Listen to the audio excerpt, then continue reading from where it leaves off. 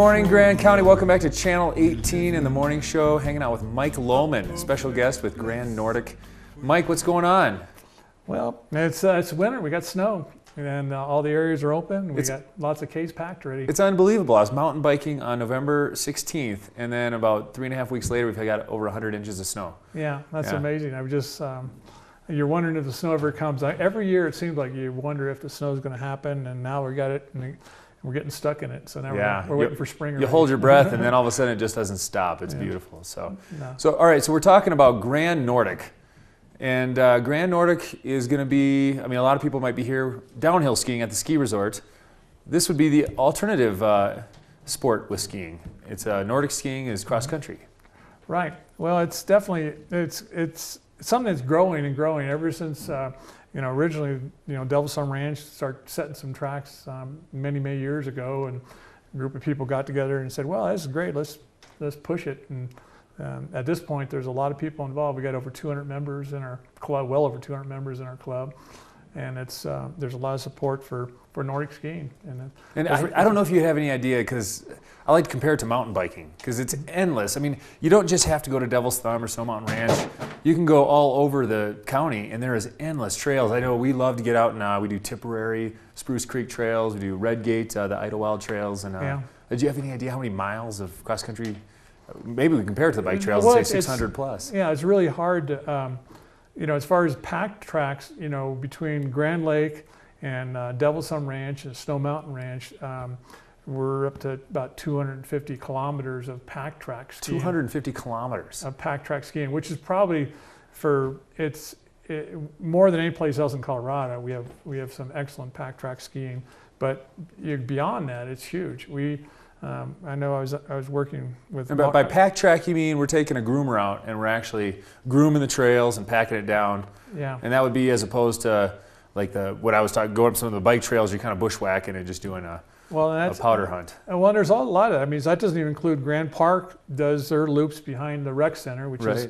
But then there's also various communities that are starting to pack their own skiing. The Fraser River Trail, right up to the ski resort. Fraser River Trail is actually being packed now. So I'm just talking about the arews. So who's doing all this grooming? Who's doing all that? Well, Grand Nordic is definitely involved with all of it. Diana Lynn Rao, which you've met before, she's always trying to encourage things to happen, and a lot of that we just work together, because it's the kind of thing with Grand Nordic we're very inclusive as trying to get equipment, make the assets available so that there is more grooming. And Grand Nordic is a nonprofit, a local nonprofit. How long has Grand Nordic been around?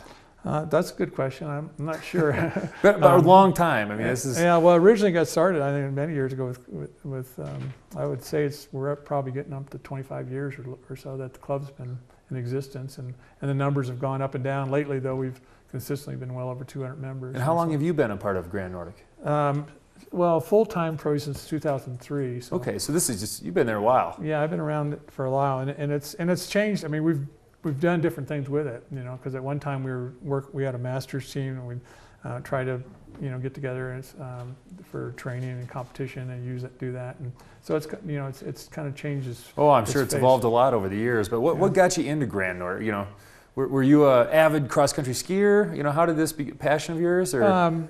It actually, yeah, it was I'm very passionate about Nordic skiing. I think it's an excellent sport for everybody to kind of slowly get into, and it's very, like I say, it's very welcoming, it's very inclusive, and it's kind of, I downhill skied. I've been doing that since about 1968 or so up here at Winter Park, and then when I was a runner. I understand you're kind of a fairly aggressive runner. I was, I was pretty good at my day. I got through college on it. I went through the 3-time All-American at CSU as a distance runner. Wow, good for you. Yeah, so did you ever go to the Olympics or do any? I competed in the Olympic trials in 1980, the year we didn't go.